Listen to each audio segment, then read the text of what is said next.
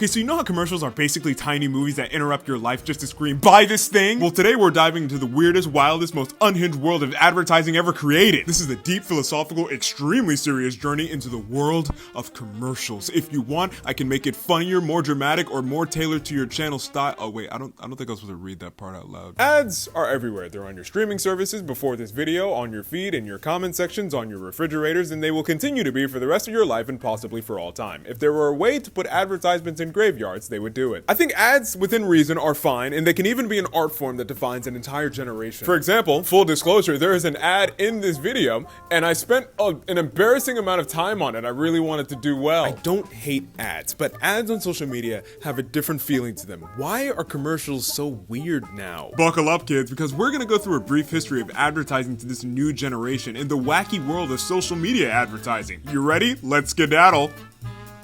That wasn't ChatGPT, that was me trying my best. It can be said that there are three basic goals in advertising.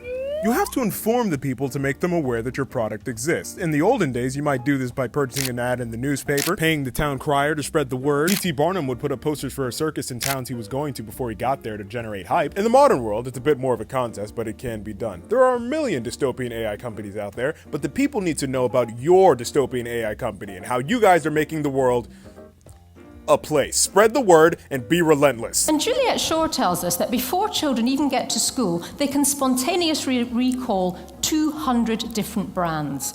They couldn't even remember a 20th of that of wildflowers or birds or indeed trees. Next, you have to persuade. You're not the only person that sells this product and or service, so why should customers pick yours? For example, yeah, you could just drink a Monster energy drink, but that's way too masculine. What about the female of the species? Introducing Flirt.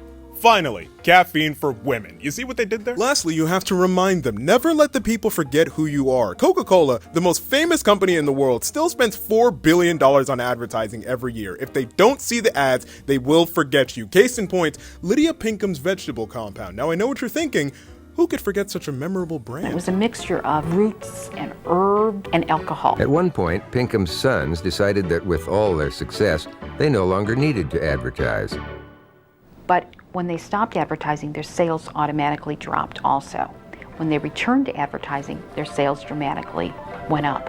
And this was the first widely publicized advertising success story that made the connection is the more you advertise, the more you sell. Advertising strives to be trustworthy and invoke good feelings so that you can associate the product with good feelings. That being said, it's probably best for an ad to be considered not annoying. An ad can be annoying for a number of reasons, like being too repetitive or being too invasive. And with that being said, I'd like to make a complaint for the next 60 seconds. I recently started paying for a Peacock subscription. I know, I'm disappointed in myself too. And since getting it, I've heard the Capital One Cafe guy's voice more times in 1 week than I've heard in my entire life prior. And it's not just them. Why does every streaming service play the same 3 ads 47 times a day? If I have to hear that "nothing is everything" song again, I'm going to lose it. I don't even know what Humera does. Is that their song? I don't know. I hate the Daily Mail for a number of reasons. I hate them for 2 reasons. 2 is a number. 1, if you have so little to report that you can write entire articles about one TikTok video, an article that takes longer to read than it would have been to just watch the TikTok video, maybe you just shouldn't exist as an organization. That and every single unused pixel is considered free real estate for toe fungus cream. All right, now we know the do's and don'ts of advertising. Let's talk about branding. When you were selling biscuits, for instance, in the 19th century, you would sell the biscuit in a barrel. On the barrel, you would burn the address of where the biscuits came from. The history of advertising is the transformation of that burned brand from the package to the product, so that when you pick up an Oreo cookie, for instance, you can actually hold it and look at the Oreo brand literally on the cookie. The point of branding isn't to get the person to try the product. Do you think Oreo is the only company that has ever made sandwich cookies? No, they can get that from a million different people. The point of branding is to get customers to be picky. So how do you get a customer to like your product over your competitors, even though you both make pretty much the exact same thing? You give your product a personality. Personification is very important in advertising. You don't relate to products, but you do relate to personalities, and you aspire towards lifestyles. We like when something feels human. And that's how brand mascots get born. A boy in the 50s doesn't care for eating peas and corn, but he does want to grow up to be big and strong just like the Green Giant. A man in the 60s doesn't care about cigarettes. Cigarettes are for women because that's how they've been historically advertised up to this point in history. Until he came along. I want to be him. The 60s gave us Ronald McDonald and the Pillsbury Doughboy. These figures weren't just used to sell the brand, they were the brand. If you like the character, you garner trust. If you trust the brand, you buy from the brand. Don't sell them a product. They can get that product anywhere. Sell them an ideal and convince them that this product is the only way to get it. One of the best ways to convince people is to get someone they know, like, and trust to back it. Enter celebrity endorsements. Welcome to MTV Celebrities Zeros. used to be American gods. They were put on pedestals and people would cry and convulse if they ever met them in person.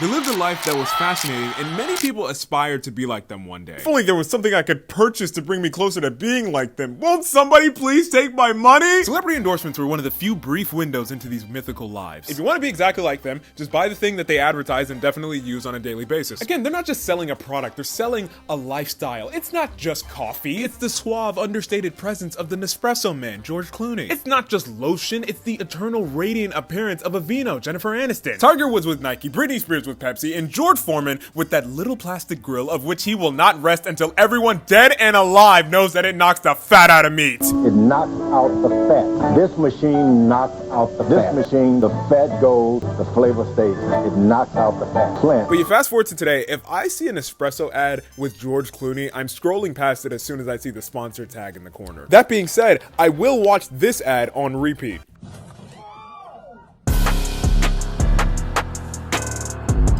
I'm Judy. I'm not gonna lie. I have the best pancake.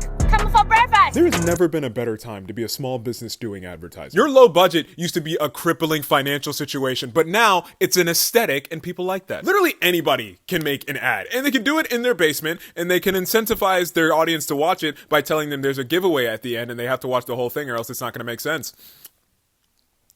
For example, this video is brought to you by Printful. My name is Cap Bowler, and ever since I was a kid, all I've dreamed of doing is designing hats. Ones the rich and famous would wear.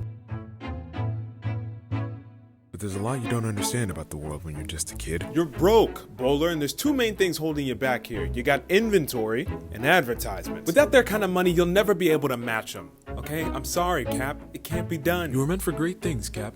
You just need the resources. If only there was some service that would allow me to fully print all of my sketches, and it would save me from having to gather my own inventory. Something to fully print, something printful.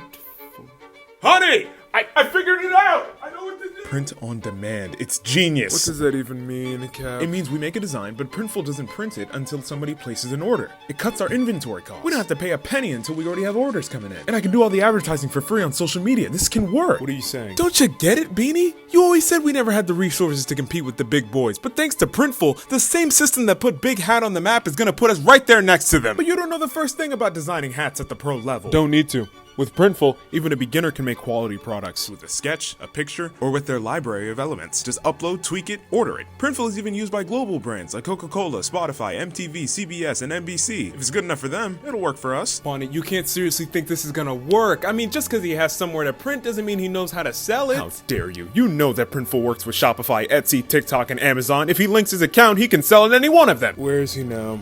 He's been working on it for days. Without you. Sweetheart? Come to bed. Not until it's perfect. It has to be perfect. I just can't get this design to work. Maybe I'm not cut out for this industry. Now you listen to me, Bowler. You have a gift. And with the print-on-demand services of Printful by your side, what can't you do? They're here. They're finally here. What's that design? A chou soup. It's a traditional Cameroonian dish that I grew up eating, and it actually has no affiliation with my family name. That's a fun twist, right? You'd buy that. They're beautiful. And they're so high quality. Do you realize what you've made? He pulled it off. Let this be a lesson to everyone. You could be the next big brand. Printful makes that possible. This day will be remembered as the day I became known as...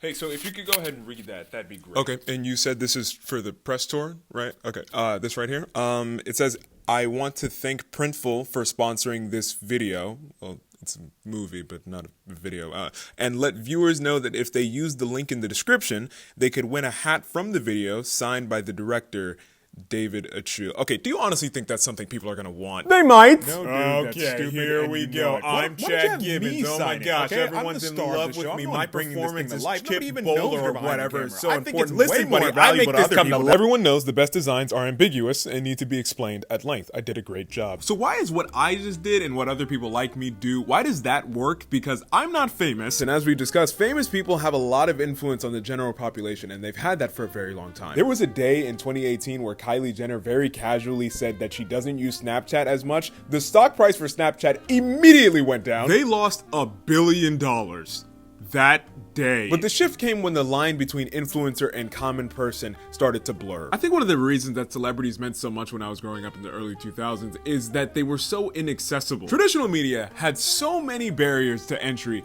that the average person accepted, I'm never gonna be part of it. You didn't see regular people on television unless it was the 2008 housing crisis and they were being physically and or mentally exploited for our entertainment. But even then, they were still more attractive or more talented than the average person. They weren't like us. Even in the early days of social media, 2010 to 2015, it still felt there were two separate classes of people, normal people and celebrities. Your friends had hundreds of followers, celebrities had millions of followers, no in between. But then in this era, true social media stars started to be a thing.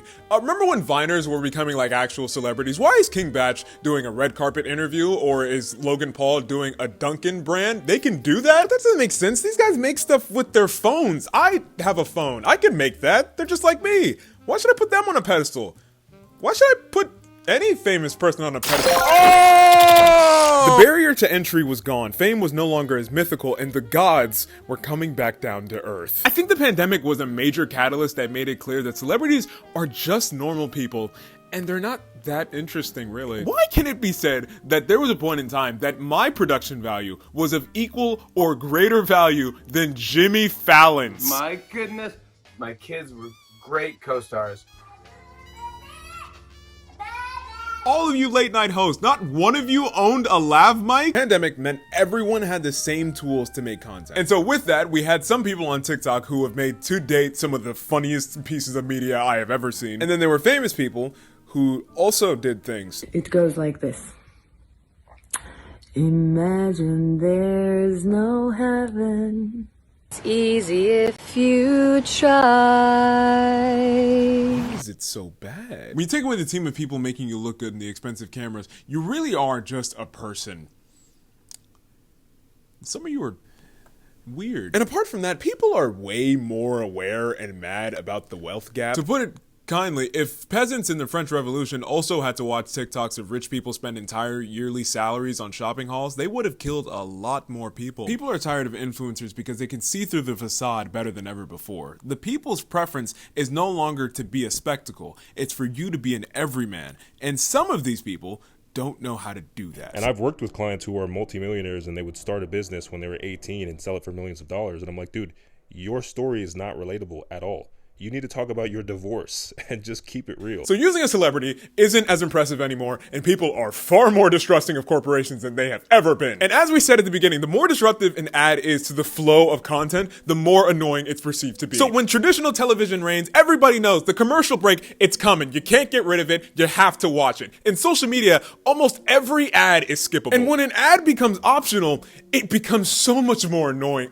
You're just in my way. Get out of my way. It just becomes a nuisance that makes me like your brand less. You want to hide the nuclear launch code somewhere safe? Put it 20 seconds into a duet ad on TikTok. No one will ever find it. On top of that, the average consumer has a much louder voice. This is a quote from Michael Weiss. He has a PhD in marketing and he teaches at Temple University. He said, social media shifted the power from the brand to the customers. Customers now have the power to inform the perception of people in their network. So no, I'm not going to buy an espresso machine just because George Clooney was paid a lot of money to tell me I should. However, I did find this one random girl on TikTok. She has like 20,000 followers and she said she found a dupe for an espresso machine. I have no idea who she is, but she seems trustworthy. I'll just buy that. Gen Z is more likely to be influenced by peers than they are authority figures, which is why you're more likely to see small creators get brand deals now. They just feel more homemade and trustworthy, you know? They're like the internet equivalent of a mom and pop shop, because I'm more likely to trust a 19-year-old with 30,000 followers who's just like, hey, this product is cool, buy it or don't, versus someone with $30 million and a mega mansion saying, I've used this product every day for the past 17 years and I can honestly say it has improved my health, my marriage, and my outlook on life. This paint primer is incredible.